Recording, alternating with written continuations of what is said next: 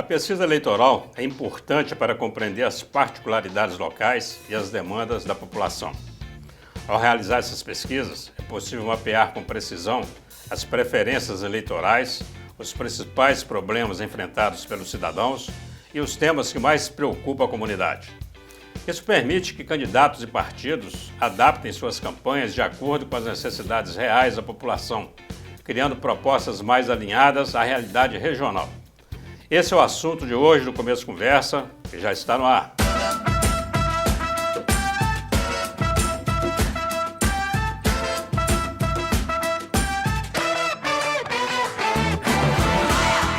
Olá, estamos iniciando mais um Começo Conversa, o programa de entrevistas mais assistido da região, que você pode acompanhar pela UNEC TV, mantida pela Fundação Educacional de Caratinga, pela TV Sistec, pelo Super Canal TV e, claro, pelas mídias digitais. A pesquisa eleitoral no Brasil desempenha um papel fundamental no entendimento do comportamento do eleitor e nas dinâmicas políticas, sendo uma ferramenta essencial tanto para grandes centros urbanos quanto para as pequenas cidades. No cenário nacional, essas pesquisas ajudam a medir as intenções de voto, a avaliar a popularidade de candidatos e a identificar as questões prioritárias para a população. Para falar sobre esse assunto, eu convido ele, que é filho de Maria das Graças de Barros Andrade e Francisco José de Andrade. Nascido em Guaratinguetá, ele mora atualmente em Governador Valadares. É graduado em História e em Estatística, mestre em História. Eu estou falando dele, que já está aqui conosco, Francis Andrade. Francis, seja muito bem-vindo. Prazer te receber aqui no Começo Conversa. Agradeço pelo convite, professor. De Guaratinguetá para Valadares, como é que é isso? Caminhos tortuosos da vida que às vezes trazem boas surpresas para nós, né? Eu morei em Guaratinguetá até 2001, quando eu resolvi fazer História, cursar a graduação em História e vim para Mariana, na UFOP.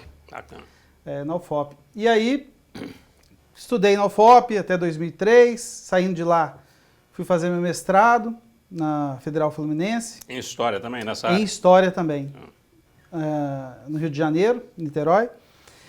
E fui chamado por um grupo de professores formados, egressos da UFOP, alunos que se tornaram professores, para Virginópolis, para a gente estruturar um curso de História que estava sendo montado lá.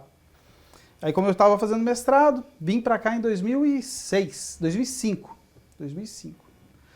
Aí lá eu conheci a minha atual esposa, que é mineira, de Governador Valadares. Estava morando em Divinolândia de Minas, por questão de saúde da avó, e acabei casando e ficando na região. Estou desde 2006 aqui na região. E perdeu o sotaque paulista todo. O portão. Mais ou menos, isso é um problema, porque agora eu chego em São Paulo... Eles chamam de mineiro. Chamo de mineiro. E aqui em Minas Gerais, muitas vezes, quando eu solto algum R, como porta... Meu filho é um nome muito bom, né? Para quem é paulista. Eu tenho meu filho mais novo, um é tranquilo, Lucas. Mas o mais novo é Arthur. Aí Arthur, Bernardo, é bom para quem é paulista. Rapaz, agora uma curiosidade. História, achei legal isso porque sua primeira escolha na graduação foi História. Eu, particularmente, acho isso bacana, por quê? Porque eu tenho uma briga constante comigo mesmo, nas coisas que eu escrevo, que eu falo, sobre essa questão de valorizar professor. Ninguém mais quer ser professor pela pouca valorização, né? E você escolheu História, que ainda é uma área mais difícil, porque demanda mesmo entrar, conhecer de fato o assunto, né? O que te levou para fazer História? Bom, eu fiz História, eu ingressei no curso de História para ser professor. Para ser professor, preferencialmente de cursinho, pois eu sou oriundo de escola pública e sempre valorizei muito a educação.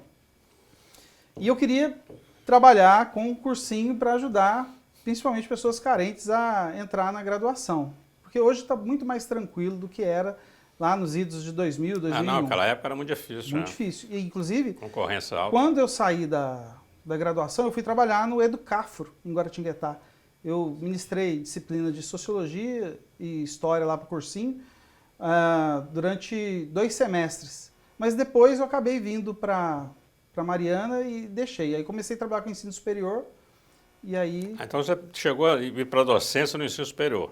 Sim, eu trabalhei 15 anos. 15 anos. Trabalhei de 2005 a 2020.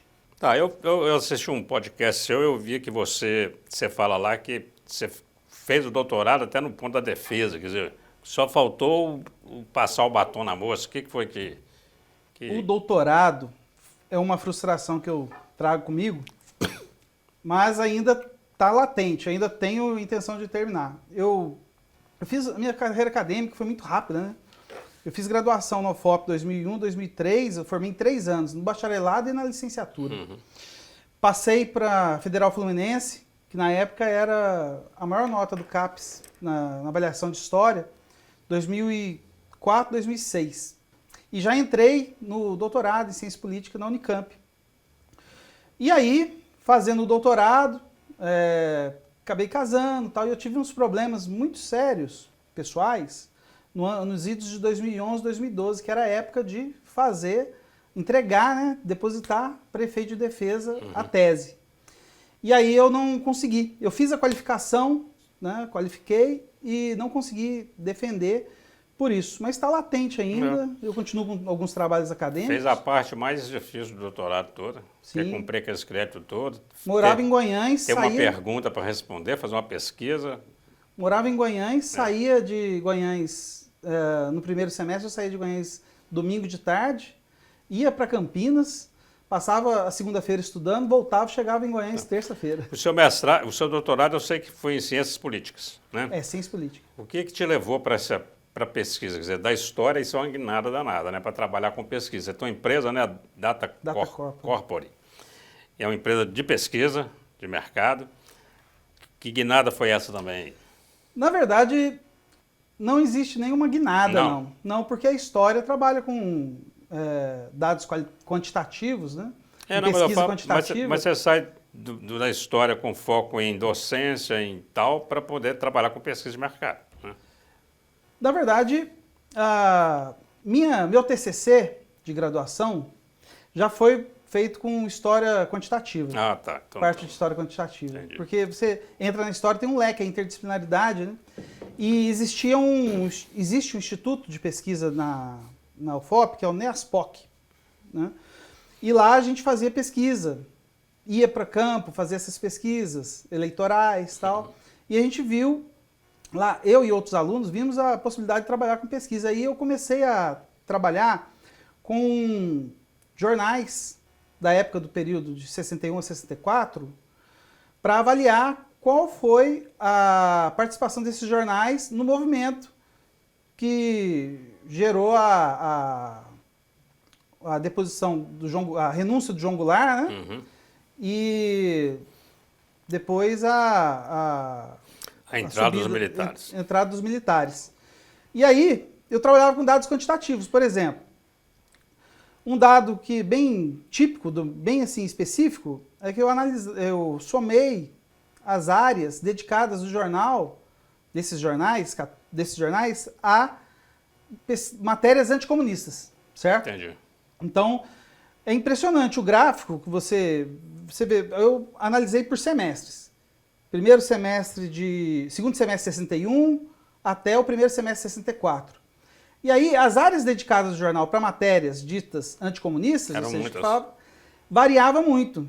Quando você tinha um problema interno aqui, no Brasil, uma associação mais forte do Jango ao comunismo, a área utilizada aumentava, disparava. E, evidentemente, é uma coisa que todo mundo imagina, mas o legal do meu trabalho, que eu entendo, é que está lá quantificado, no período de 64, primeiro semestre de 64, essa área dispara, explode. Entendi. As áreas utilizadas, né?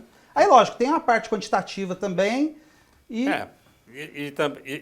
acaba ratificando, né, esse poder que a imprensa tem mesmo de também fazer história e às vezes alterar rumo de história, né? Porque se você tem a imprensa toda falando contra comunismo, opa, todo mundo pega a veia, né? Você é bom de matemática, então. Fez história, é bom de estatística. E você acabou fazendo estatística mesmo. Você é o estatístico da sua empresa. Sim. Acho interessante isso, porque a empresa de pesquisa, elas contratam o estatístico, né? Sim. A sua tem o estatístico. Sim.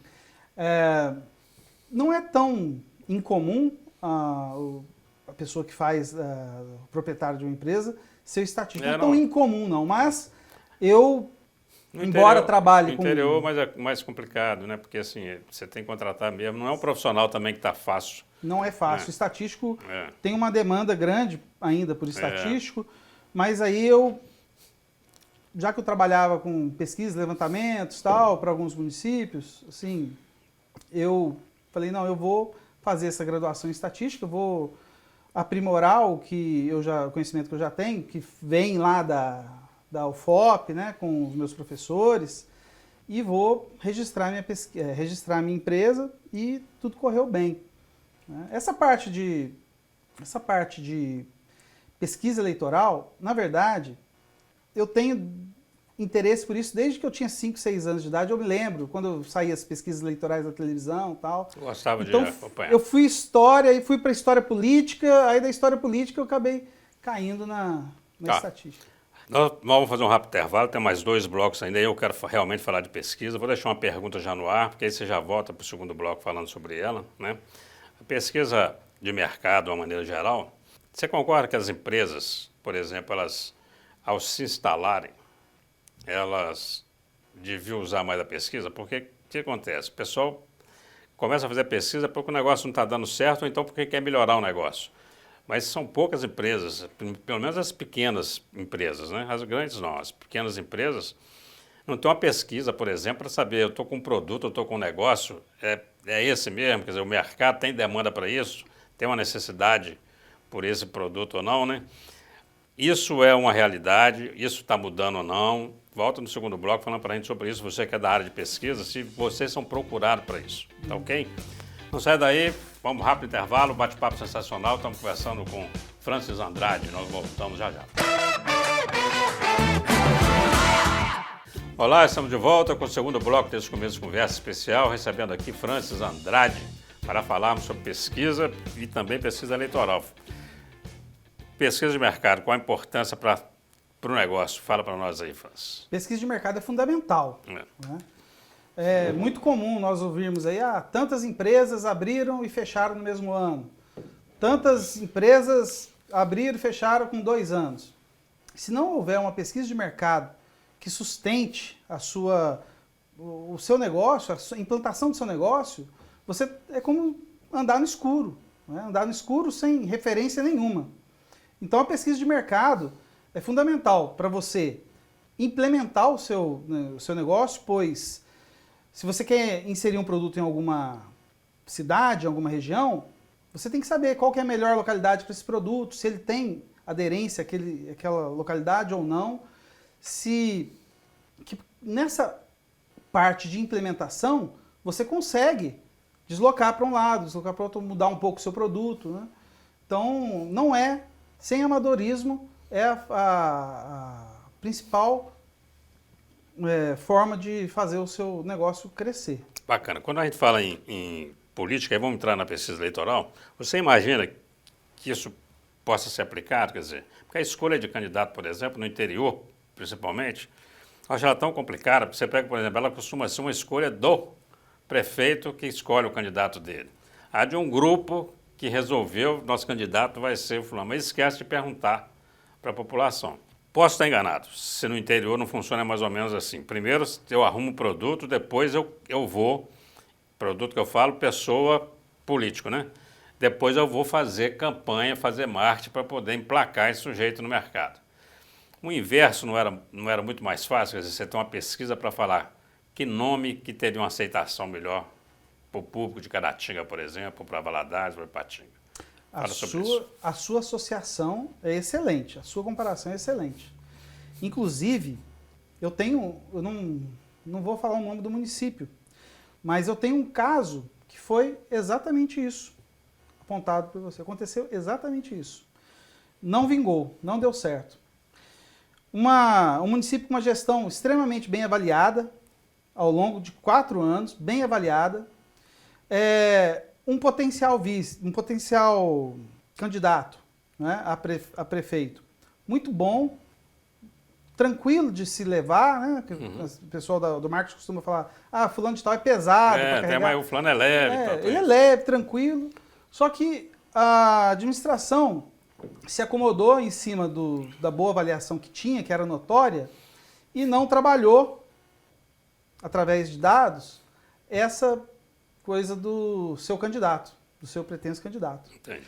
E a gente tem esse cenário de 2024, a gente teve muitas reeleições e muitas sucessões, né? O candidato bem avaliado fez seu sucessor, na maioria de cada 10 candidatos que tentaram reeleição, 7 conseguiram. Foi alto. Reeleição, sucessão, eu não tenho aqui o número em mente, mas também foi alto.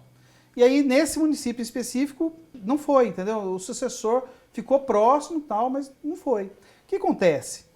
É fundamental que as gestões públicas, até mesmo por planejamento, professor, pensem em fazer pesquisas periódicas, no mínimo 2 por ano. Né? E aqui não é papo de vendedor, porque eu trabalho com isso, ofereço esse produto, mas é para você mapear o seu município. Saber, por exemplo, na pesquisa eleitoral a gente costuma fazer qual que é a principal demanda do seu município, para você, da sua região.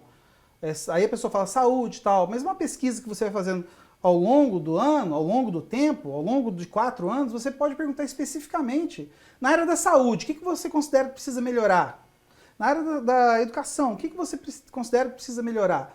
E aí você vai criando um banco, vai estruturando um banco de dados para poder corrigir os rumos da sua prefeitura, do seu município, melhorar a sua administração, ficar com melhor avaliação e, consequentemente, conseguir, né, fazer sucessor. Que isso é um efeito de uma boa administração, é um efeito de um bom trabalho. E a pesquisa auxilia isso. Estou achando interessante esse ponto que você falou, é muito importante mesmo, porque, na verdade, eles não fazem pesquisa durante o mandato, não. Se fazem pouquíssimas, quer dizer, a pesquisa, ela tem essa importância toda para poder o candidato falar do que a cidade está precisando, entender o que ela precisa e poder falar isso para o eleitor, né? Porque são as promessas de campanha. Depois que você toma posse, você tem 4 anos para governar, quer dizer, se você tiver periodicamente pesquisas te falando, olha, você não está indo bem nessa área, ou você pode melhorar aqui, realmente não tem jeito de chegar no final do mandato com um grau de satisfação alto, né, por parte das pessoas, se você for aplicando isso. Acho interessante. Você costuma fazer pesquisa? Tem município que faz pesquisa durante a gestão para levantar esses pontos? Pouquíssimos municípios fazem pesquisa durante a gestão. O planejamento estratégico do município não passa normalmente por isso. Mas alguns municípios que fazem saíram na frente. Eu também não vou citar o exemplo, não vou citar o nome do município, mas teve um município que fez pesquisa constantemente, fez com uma periodicidade durante esses 4 anos. Então, esse prefeito que trouxe, né, os 4 anos fazendo a pesquisa, planejamento, ele já sabia que o governo dele era bem avaliado. Mas a eleição dele foi tão bem sucedida a ponto de ter mais de 80% dos votos. Foi altíssimo. Ou seja, e aí, nas pesquisas, o que ele pede? Ele pede assim, olha, vamos fazer uma pergunta aqui sobre educação, sobre saúde. Às vezes ele tem uma questão específica, pede uma questão bem específica, para ver qual que é a orientação que os entrevistados vão dar para ele. Tá. Quando a gente recebe resultado de pesquisa, e sempre eles vêm trazendo a pesquisa espontânea e a pesquisa estimulada. Qual que é mais confiável? O que difere basicamente uma da outra? Bom, a espontânea, o eleitor fala, o entrevistado responde ao entrevistador, o pesquisador, o que está na cabeça dele, né? Não dá para ele uma lista, não dá nada. Não dá nada, não dá nada. Inclusive, eu costumo, quando eu estou orientando os meus pesquisadores, né, eu costumo até brincar. Falo, olha, se a pessoa na espontânea falar que vota em você, você vai e escreve o seu nome. Né, porque a gente tem que ser fiel ao que eles falam. E a pesquisa espontânea diz quem está na cabeça da maioria da população ou que não está na cabeça. Mas Isso é muito... É estimulada. Você repetiu de novo, a espontânea. A espontânea fala que está na cabeça e tal. Tá. A estimulada não, você oferece uma lista, né? Uma lista de candidatos. Qual é mais efetiva, qual é menos efetiva, é complicado. É complicado porque tem que ser analisado cada caso.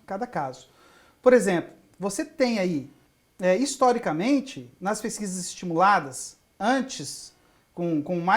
nas pesquisas espontâneas antes, com mais antecedência da eleição, no cenário nacional, por exemplo, para todo mundo entender, o candidato do PT, se for o Lula principalmente, sempre vai... Está na frente. Está na frente na espontânea. É um nome mais conhecido, vamos chamar assim. Hoje em dia, Bolsonaro e Lula estão na frente, se você fizer. Só que quando começa o jogo mesmo, aí entra as rejeições, que a rejeição, sim, é...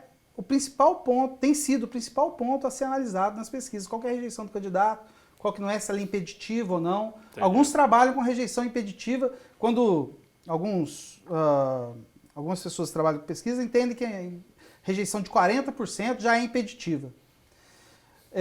Eu vejo com cuidado isso. Para mim, uma rejeição impeditiva é só 50% mesmo.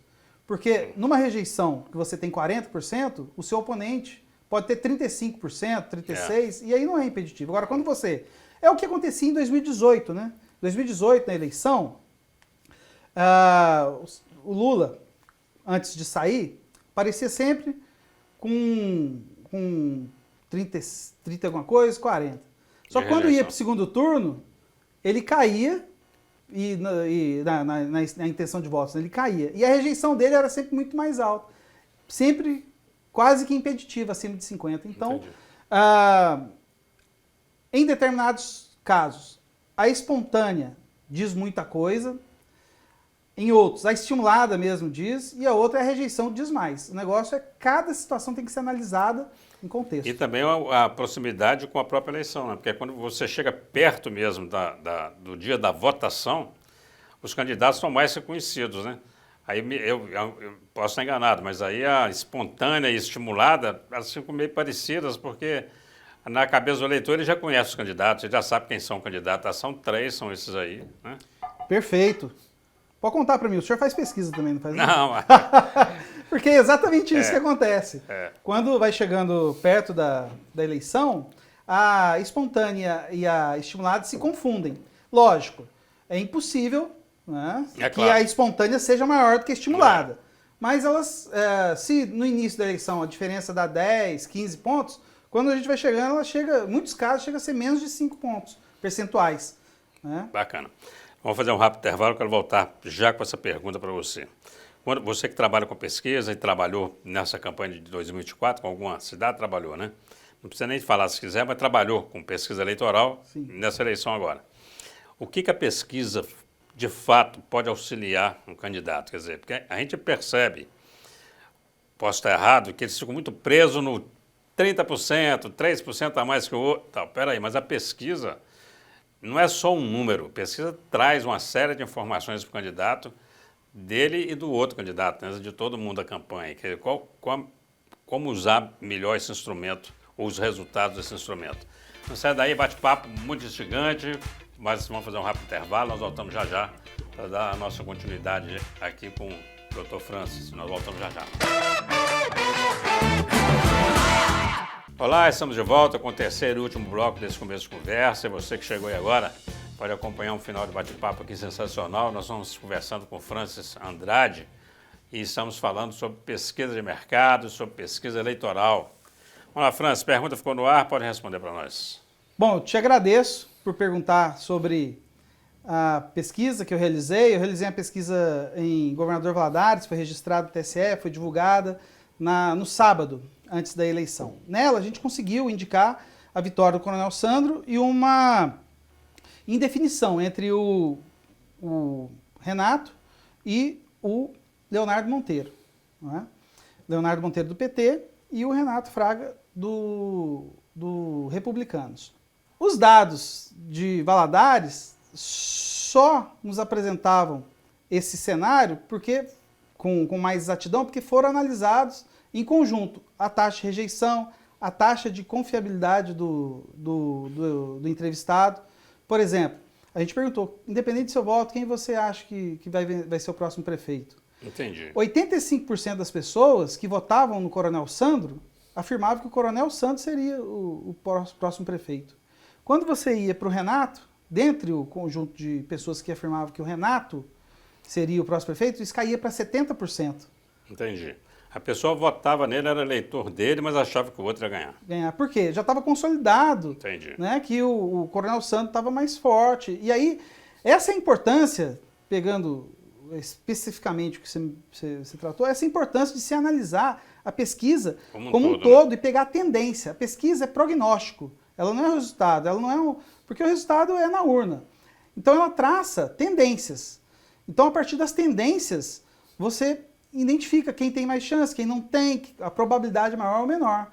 Eu costumo falar que a pesquisa é como se fosse uma medição de temperatura de uma criança, né?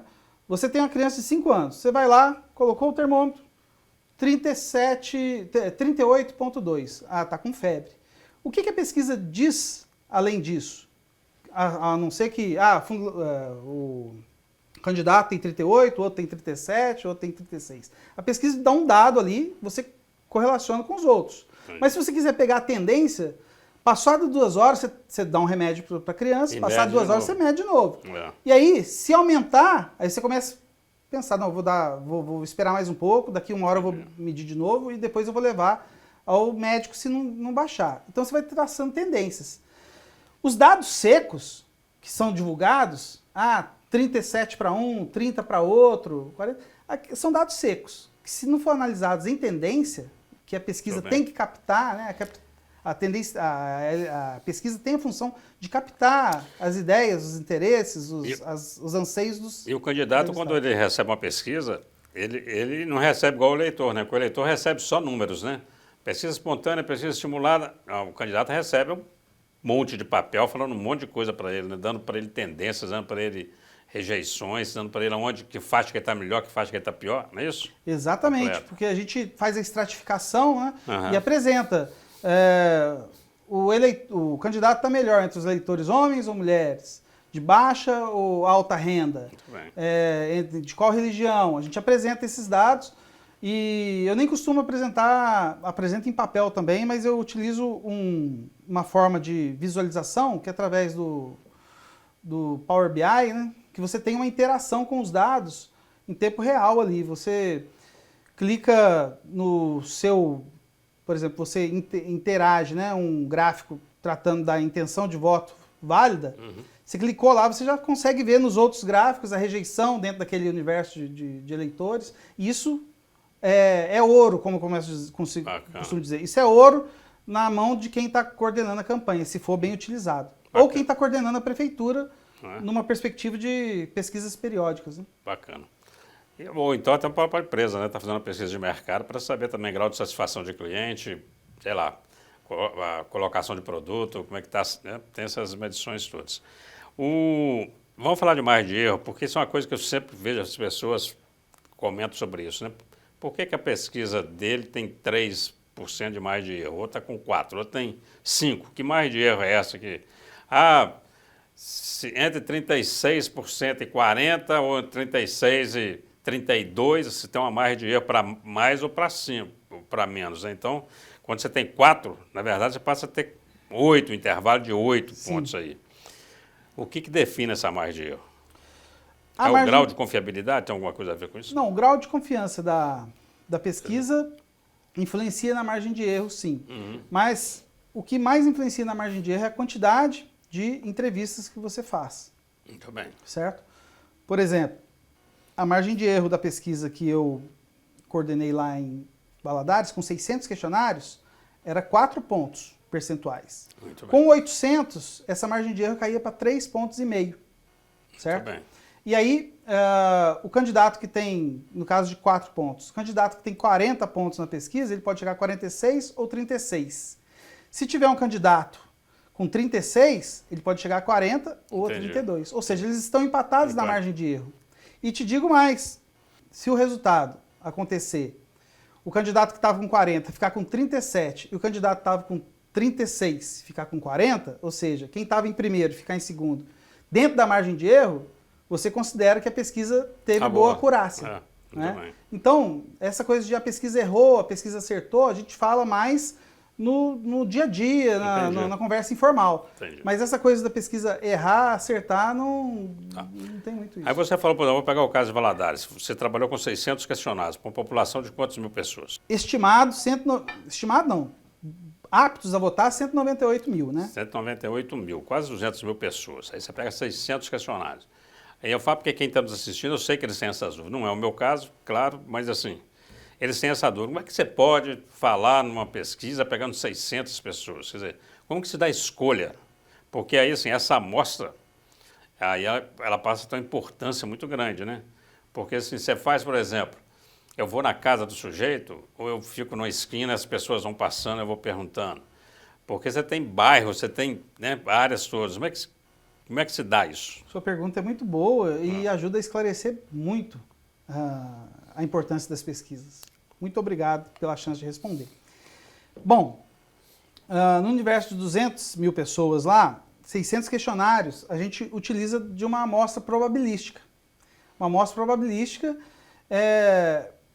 estratificada. Então a gente pega a quantidade de homens que tem, quantidade de mulheres, e a partir disso se define quantos questionários vão ser aplicados para homens, quantos questionários vão ser aplicados para mulheres. A gente pega também a questão da faixa etária, 18 a 24, 25 a 34 e assim por diante. 5 faixas. População mais idosa tem a predominância de questionários para a população mais idosa. Faixa de renda, mesma coisa. Mas isso não resolve um problema que você acabou de citar aí, que foi bairro e tal. Como que é? A gente também tem as informações das regiões, quantitativo de pessoas da região dos municípios, certo? Então, uma região tem 15% do eleitorado. 15% dos questionários são aplicados lá. Entendi. E dentro desses 15%, tantos por cento para mulher, tantos por cento para homem, de acordo com aquela população ali e tal, certo? E aí a gente, como que define isso? Primeiro a gente define as áreas e depois a gente faz o sorteio dentro das áreas dos locais. Por exemplo, para o Brasil é feito 2.200 entrevistas, né, com margem de erro de 2 pontos. Primeiro você define as regiões que serão aplicadas, a quantidade, e depois você faz sorteio. Né? Eu já fui entrevistado em Valadares, uma pesquisa nacional. É muito difícil. Sabia que é 0,01 a probabilidade de você ser entrevistado numa pesquisa nacional. Eu desperdicei minha chance, minha sorte nessa. Bacana, o nosso tempo está acabando, mas eu não posso deixar de fazer mais uma pergunta para você, para a gente encerrar. Fazer a pesquisa, porque agora você tem a facilidade da internet, das redes sociais, a tecnologia, né?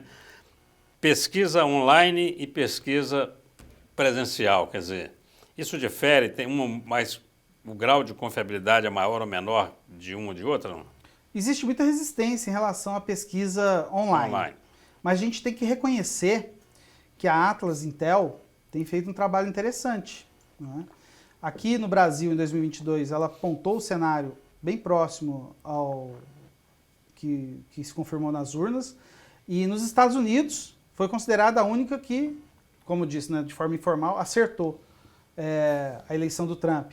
Por exemplo, ela, se eu não me engano, ela previu 289 delegados para o Trump e ele ficou com 292, se eu não me engano. Né? Então a Atlas Intel é feita de forma online.